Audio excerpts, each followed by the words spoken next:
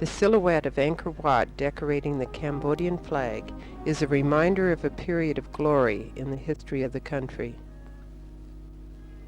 Our friend Nick Dem, Cambodia's national artist, took us for a tour of Phnom Penh in his new Mustang, the only one in the country.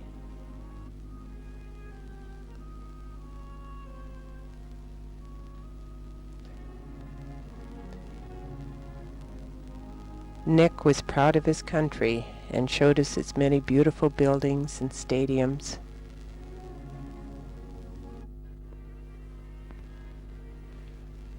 Along the roads were many trees like this breadfruit tree.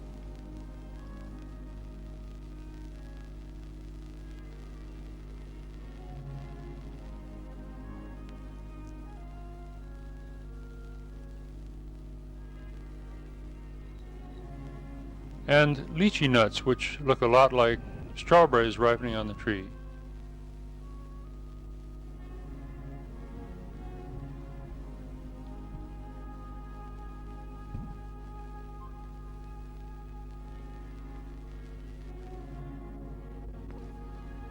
About 200 miles north of Phnom Penh, in the jungles around Siem Reap, are located most of the temples that we wanted to see. This was our sole means of transportation, and for 1 week our combination driver guide would pick us up every morning early to visit a different temple. Bayon is one of the largest temples in the area.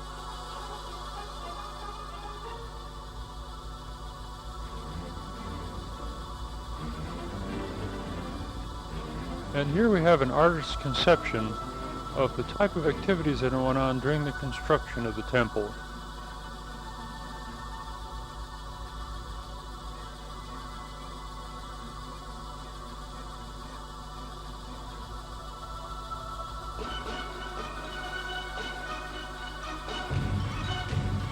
Towers have carved faces which four corners of the world.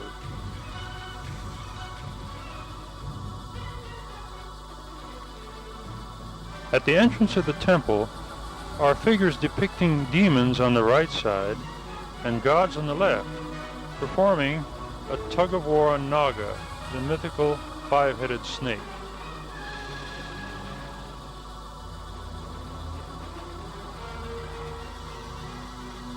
You can tell by the expression on their faces which ones are the demons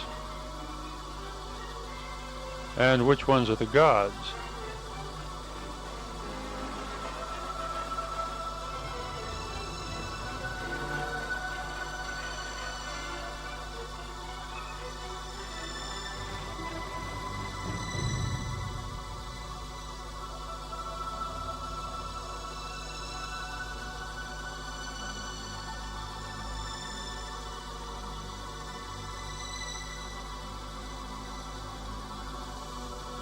It is believed that the blocks were rubbed against each other with a compound to make them fit tightly, and that leather straps were used with water to stretch or shrink the clearance between the blocks. Bayon is the only temple out of a group of 200 that depicts scenes out of the ordinary life of the Cambodian.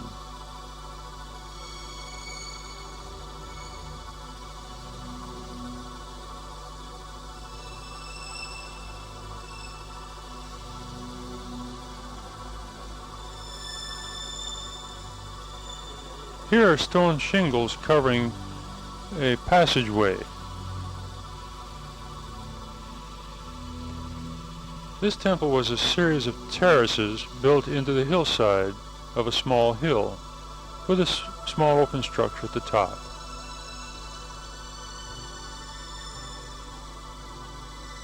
Jim is retreating to the cool depths of some of the passageways.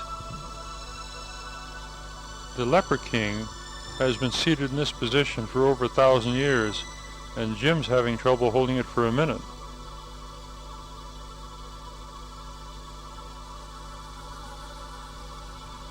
In this terrace, beautifully carved demons are holding an overhead beam.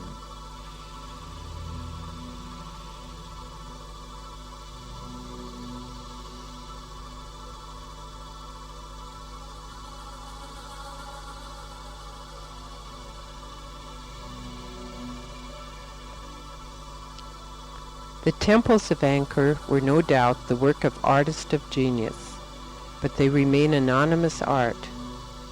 We do not know the name of any of their creators, for not a single statue or relief bears any trace of the signature of those who sculptured them.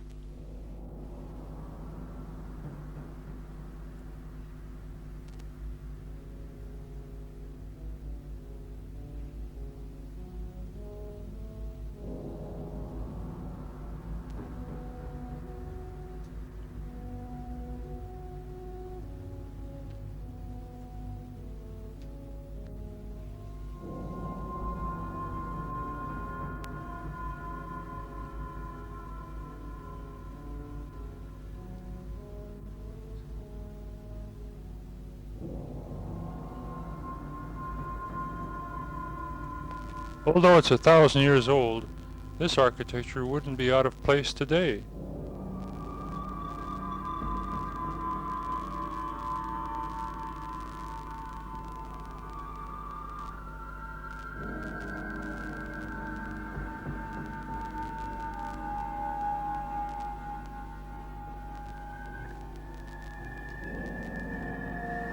Here the temple dogs guard the entrance to a large reservoir at the top of the hill.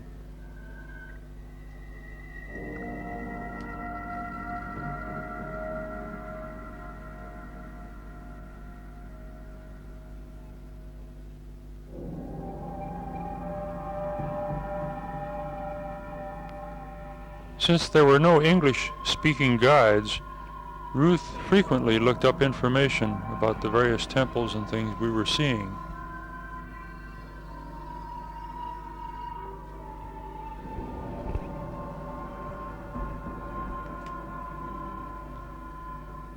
Look at all the treasures lying around on the ground.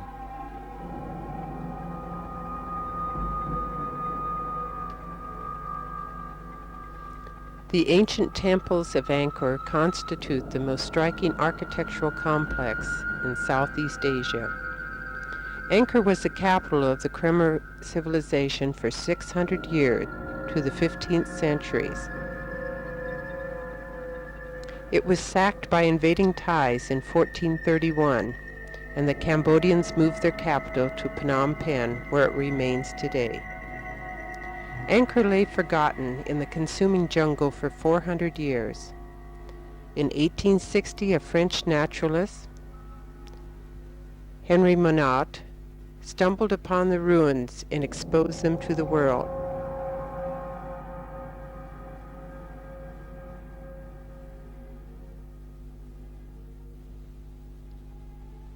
These figures may have been royalty, or they might be temple dancers.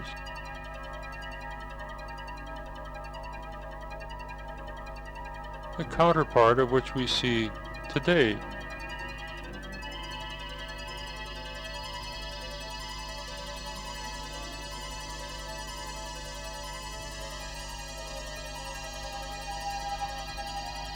This was another of the four gates to the Bayon temple.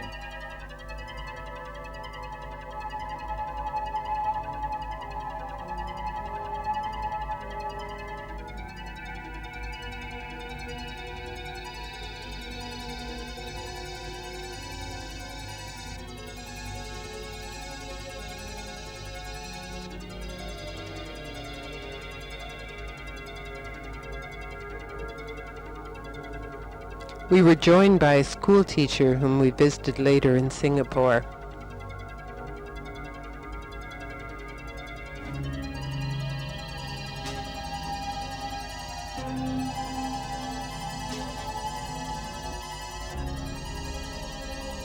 We found this temple to be one of our favorites, as the carvings were beautiful and were very delicate, and time was kinder to the many statues.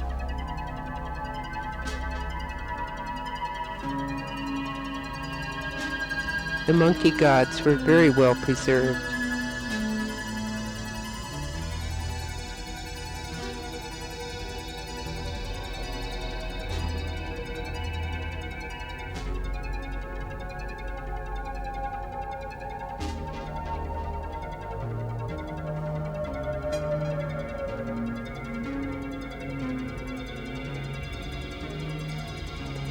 This is a rain god seated on a three-headed elephant.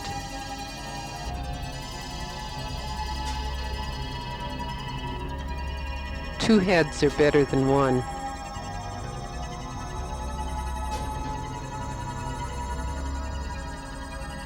Statues of the Birdman were guarding the central shrine.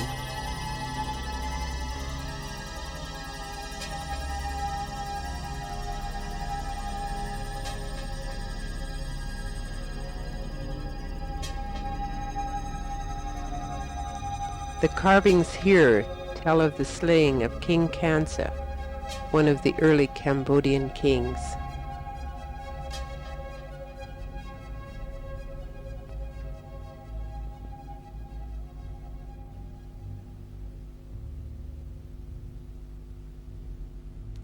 Back at the hotel, John and Jim took a short elephant tour around the grounds.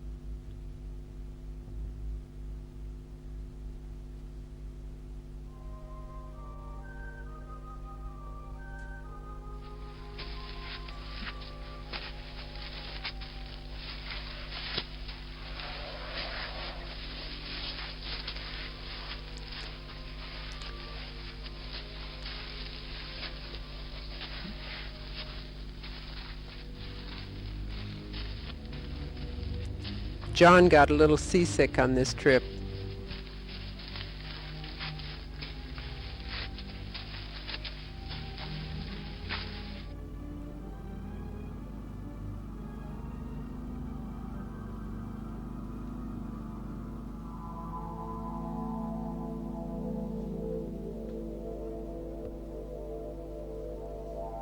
The filming of the movie Lord Jim with Peter O'Toole took place in this temple.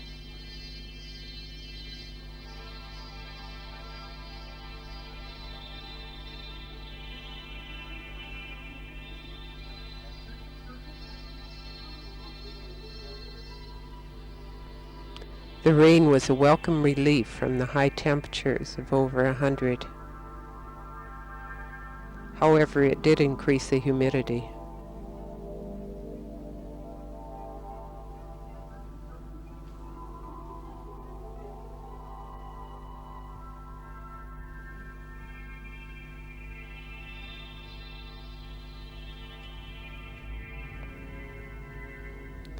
The scene that most typifies the Cambodian temples, and most often painted by artists, is the face on the Temple of Ta Som.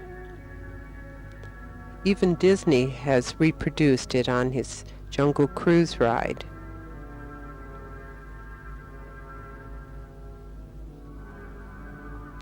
The slow strangulation by the banyan trees is most evident here.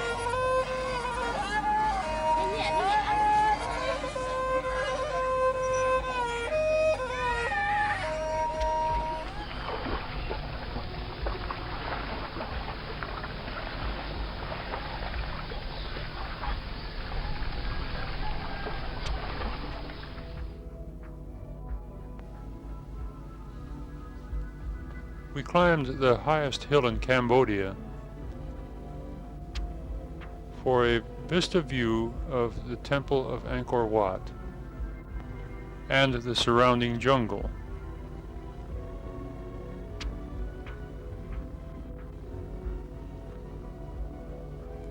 The temple is surrounded by a 6-mile-long wall following a rectangular outline and surrounded by water basins more than 540 feet wide.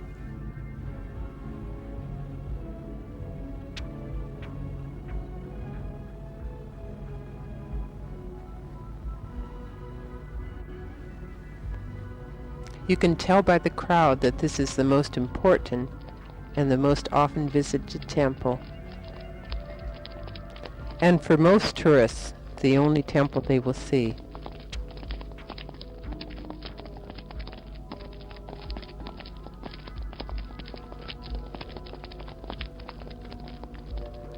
The Temple of Angkor Wat was completed about 1250 and was built as a mausoleum for the king who ordered it constructed.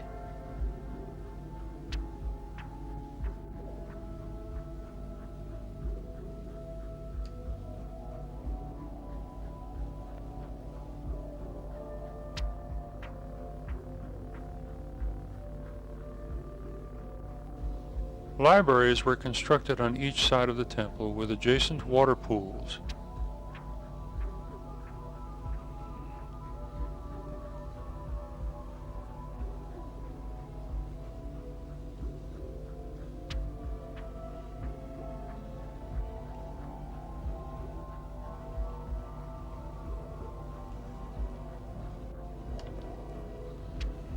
Walls of the outer gallery are carved with mythical scenes from the kingdoms of heaven and hell, and festive moments in the royal procession.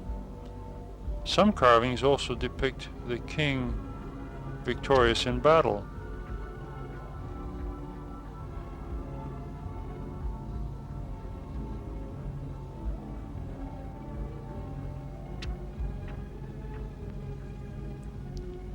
These are obviously battle scenes, and you can see the king on his chariot.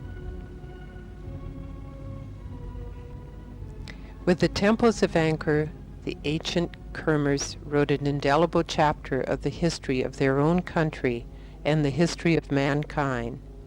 A stone archive of history and a stone art gallery. Angkor is both.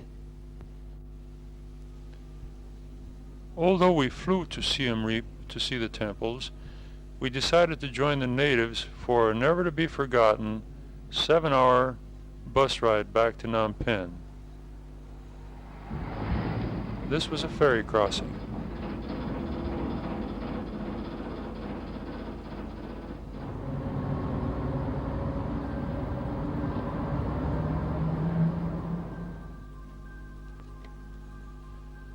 Back in Phnom Penh, we finished our tour of the city by starting first at the Royal Palace grounds.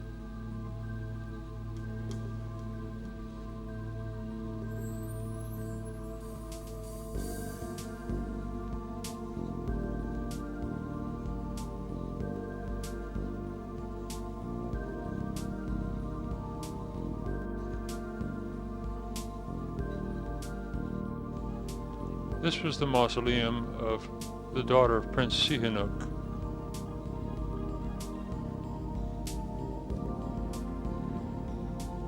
And the eternal light still burns in the center of a lotus flower.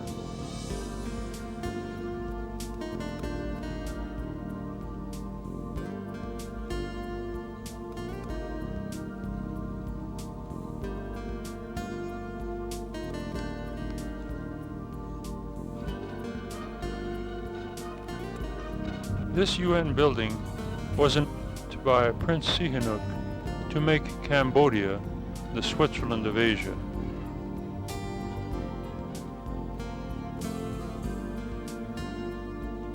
Cremations were a frequent scene.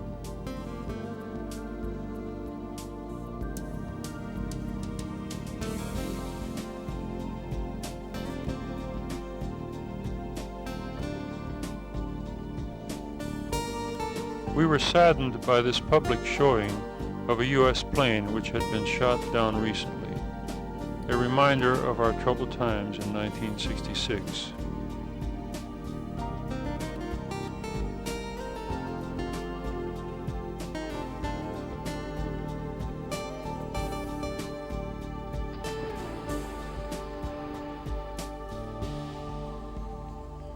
After a day of sightseeing, we relaxed around the hotel pool.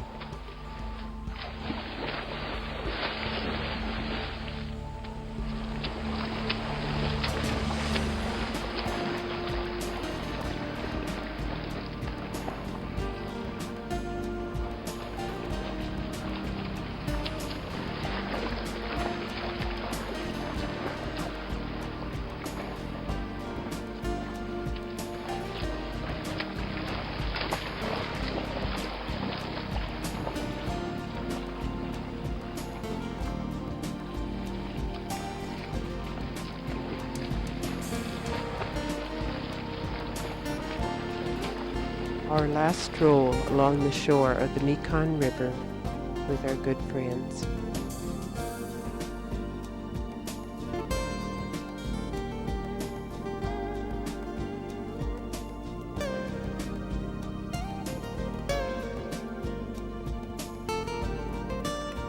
we witnessed a small accident on the way to pick up MacDim and his family for our trip to the airport. Fortunately, there were no injuries.